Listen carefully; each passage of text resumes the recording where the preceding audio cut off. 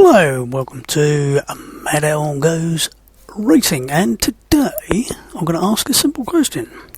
Should you buy GTR 2? Well, GTR 2 is the follow-up to Simbin's GTR, which was released a year or so before it. GTR covered the 2003 FIA GT Championship, and GTR 2 added the 2004 GT season and the 24-hour races. If you happen to have the disc-based version, you may find the odd problem with getting it to run. I had a few issues with mine when I reinstalled it, where I had to run XP compatibility mode, and I also had to delete the GTR 2 folder that was in the documents folder and transfer some of the settings over to the GTR folder install location. And once I'd done that, I actually did get everything to work as it should do. If you have the Steam version, everything appears to work fine, although I did find once or twice I caused it to crash by trying to select odd video settings. It didn't seem to like running at 70 Hertz on my 1440p monitor. It was alright at 60, but if I tried it on 70 it decided it was going to crash. There is one important thing before I start as far as the Steam version is concerned, and that is it does not come with any Ferrari or Porsche cars, because presumably it ran out of license, so they decided to withdraw them. They are still in the game. You will see them driving around. They are slightly strange because they're all in dark grey black, and it looks very, very odd. It is possible to patch the game, the Steam game, to actually get around this, and I will give you some info, hopefully in a sort of like what to Google for in the notes to say how to do it. Right, getting down to the game itself. Graphics wise, for a game that was released in 2006, it still looks pretty good. You can wind up the graphics to 11 for everything. Basically, unless you happen to be running on a complete potato, any modern graphics card should have no problem with this whatsoever. I think I was running it on my RTX 2060, it was running at 400 megahertz or something, and sort of going and having a kip in a corner whilst it was waiting for things to happen.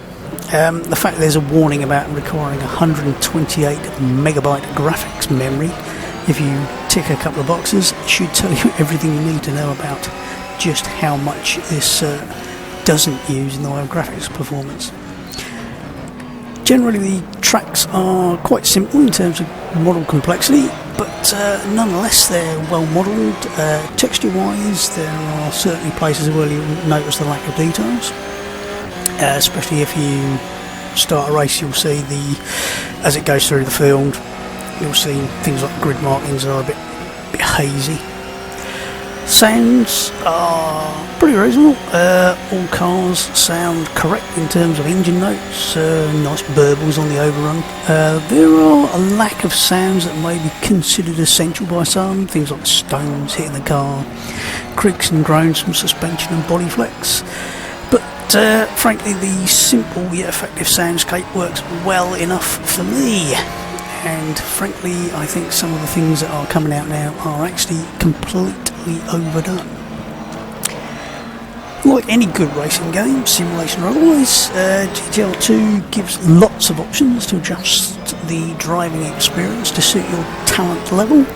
The initial settings for realism of novice, semi-pro or simulation will set some predefined options, with each allowing you to further change options whilst locking out or restricting others. So, for example, when you set Pro, you won't be able to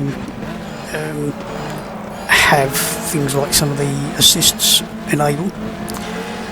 Usual selection of assists is available: braking, steering, stability helpers, along with spin recovery and automatic clutch and gearbox. Like I said, some of those get locked out depending upon what you set.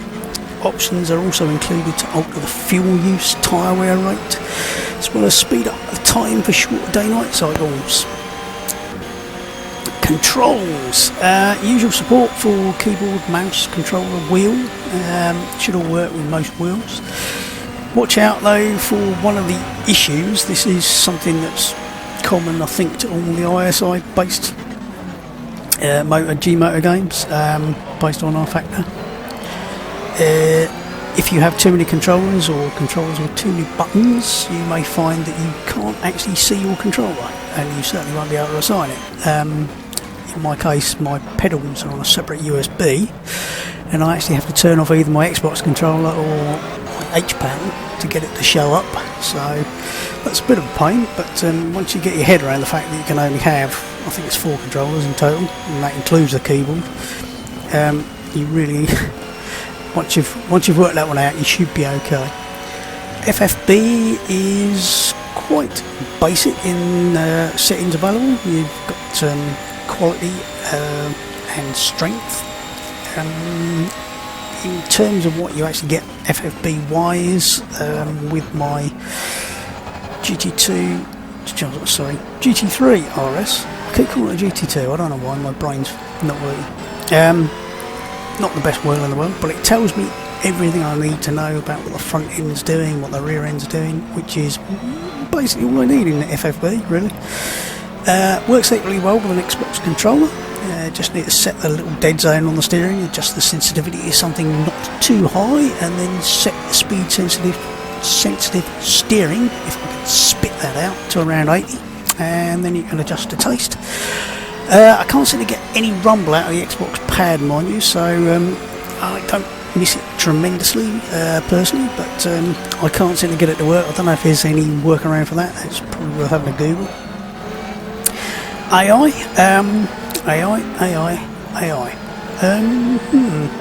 Depending on your setting for your own driving realism, whether you've got novice, semi-pro, simulation, it actually dictates what options you can select for the AI. For example, the minimum AI level when set to simulation is 100, with a maximum of 120, and aggression setting of real. The full range of both strength and aggression is only available when selecting novice, and that gives a range for strength from 80 to 120, and aggression selectable from timid, clean, real, angry and psychotic. And that should tell you everything you need to know about what to avoid. The maximum number of AI available on any race weekend is 61 and is circuit specific, so you'll only get that, I believe it's only on Spa that you'll get 61. AI appear to be reasonably sensible. They don't attempt to kill you at every opportunity, but will, when set to a well-matched level, will give you a good race, which is what you want from them. Weather, you got the option of clear, which is no rain at all, through thunderstorms. You can change it in basically 10 settings, so it goes from 0 to 100.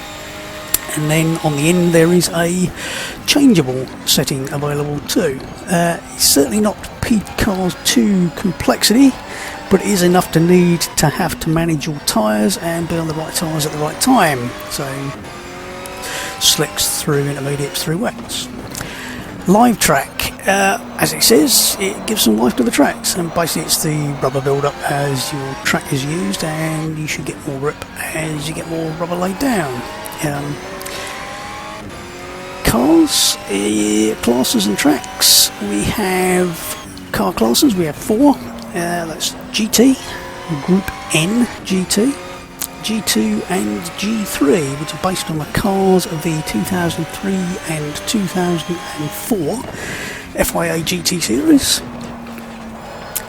Screen's gone to sleep, wake up, I can't read if it's black. Various driving modes allow you to select a car based on its class, the individual car model, or some specials such as British Beef, which limits the selection to only the British cars. The G2 and G3 are, I believe, cars that raced but were not homologated to GT or NGT classes, because there were only 7, I think, over the course of the NGT classes being used. Only 7 cars were homologated. Likewise, the tracks of those are the 2 series years, with additions from secondary layouts of those tracks. Relatively low poly count, simple textures by today's standards, but perfectly acceptable. Tracks are a nice change from current circuits, as they still have plenty of things to catch out the wayward driver, and gravel tracks and walls being there to test the driver's skill, rather than the giant get-out-of-jail-free tarmac run-off areas of the modern versions. To compare the track list between this and a modern series-based title such as ACC, I would say the tracks in this are both more varied and frankly more interesting.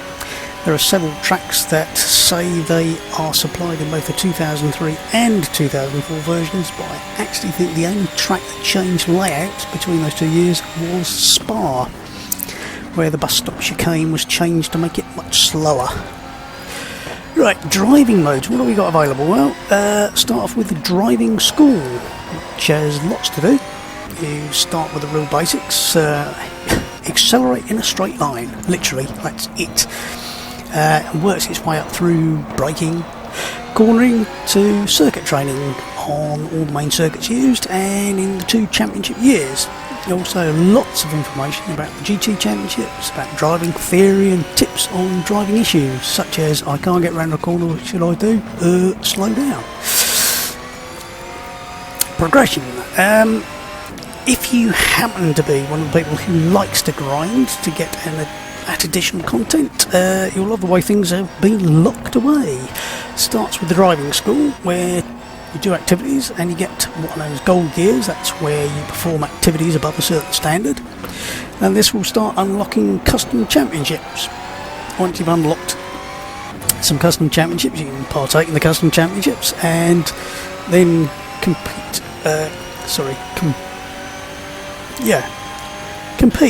and complete the championships. I'll get my brain in gear.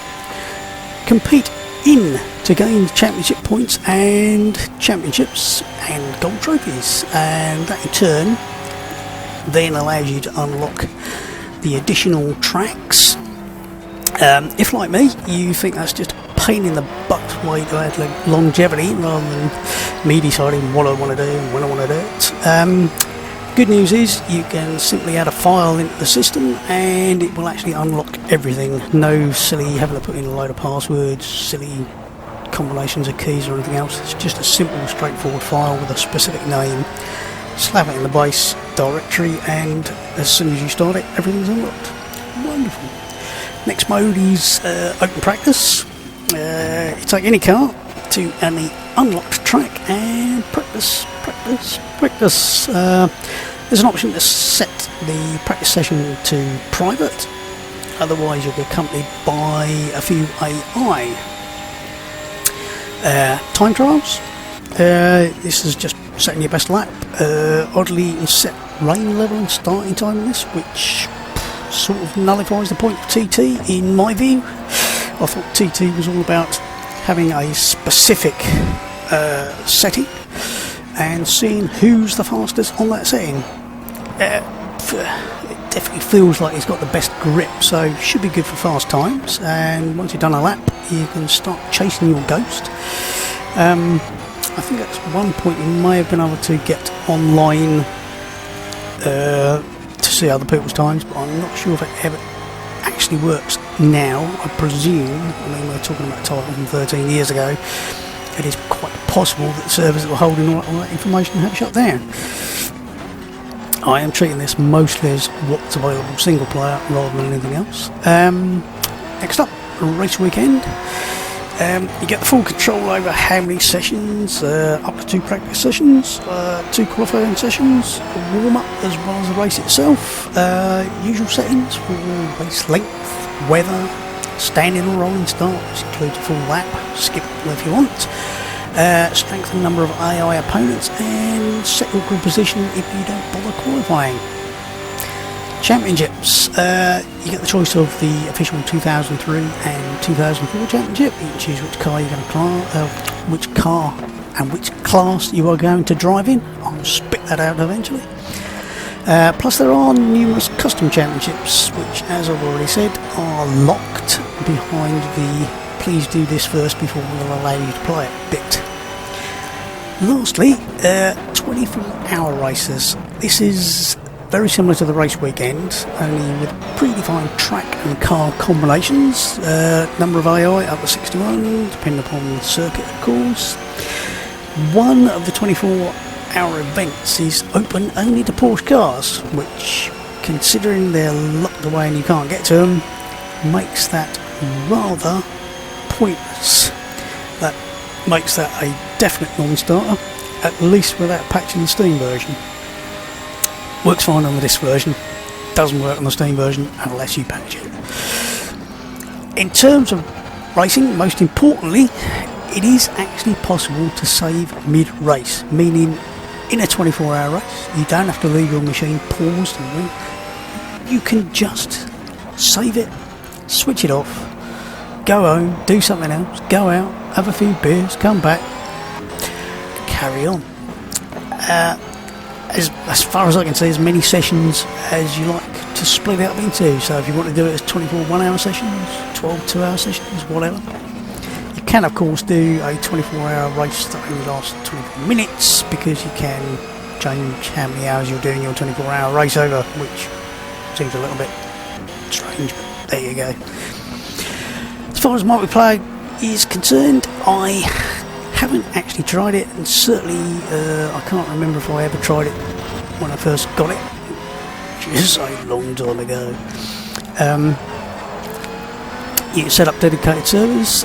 Internet play requires a login. I don't know what to, but it still requires a login, same as doing the online TT if you want.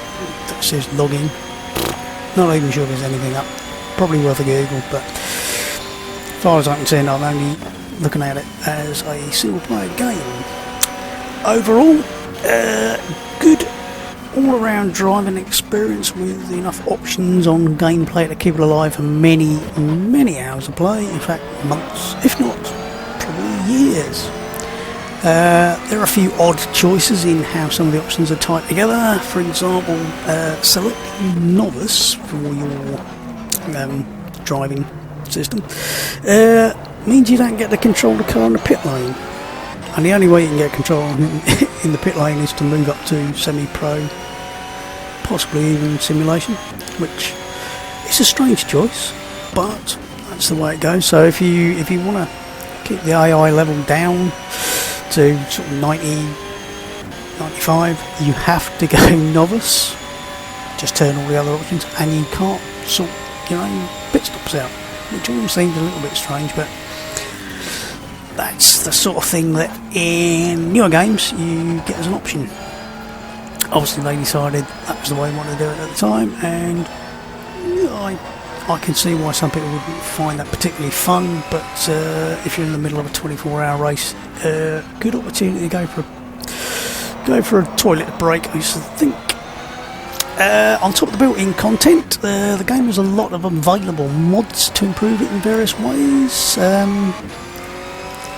There are myriad options to add different cars, different tracks, as always, plus lots of shader mods, updates for textures, all sorts to improve it. Obviously, like all mods, they probably vary considerably in quality, and at the end of the day you could end up making your game run a lot worse just by doing something silly, adding a mod, and then hopefully all these mods are easily removable. If you've got the Steam version, obviously you can back it up before you do anything silly to it. I did actually test putting just the basic version 1.1 patch onto the Steam version and the no CD patch, and it all works. Everything's unlocked. You can get your Porsches and your Ferraris, and they don't look black anymore. They've got the proper colours. So I would say if you're going to buy it, that's the way to go. long story short, should you buy it? Well, yes. Steam, it's less than £5. And frankly, last time I looked, the full Simbing package of GTR, GTR2, GTL and Race 07 and Race, what's the other one? I forgot what the other one's called. Were actually available 50% off, which was less than £13. So that's basically all of their good stuff for not a lot of money. Normal price is $25, I think, for the big package. Like I said, for the Steam version, you will want to add the latest patch. You will want to get the 2 marquees that locked away, and that will mean you need the no CD patch 2. If you do that, you won't be able to start it from Steam for obvious reasons, because you've messed all the files up. It will go, oops, wrong files, and try and replace them with the default ones, which is rather annoying. So you'll have to make sure you either hide it in Steam, or you do something to put a desktop shortcut on, something like that, and then you can run it from your desktop shortcut without any problems at all. As I said, it's a great little title. It's been kicking around for years and years. There's lots and lots of things you can do with it. It will give you hours and hours of fun. It works absolutely brilliantly with a wheel or with a gamepad. If you do run it with a wheel, I run 540 degrees of wheel, I think it is, about that. The only thing with that is it doesn't match up the physical wheel with the wheel on the screen, which can be slightly confusing, but at the end of the day, it's also, I think you can turn off the on-screen wheel, so you could certainly put yourself on the bonnet so you wouldn't see it. Lots of options. Great replays as well, up to 180 seconds, which is 3 minutes of instant replay, plus it will save all your hot laps and all your full races if you want. So you could save a full 24 hours and replay it. So all I can say is buy it, have fun with it, and I think that's enough for me. Now I've got to try and make a video that lasts about 22 minutes to match up the audio. This should be fun. Okay then, have fun. See you in the next one. Goodbye.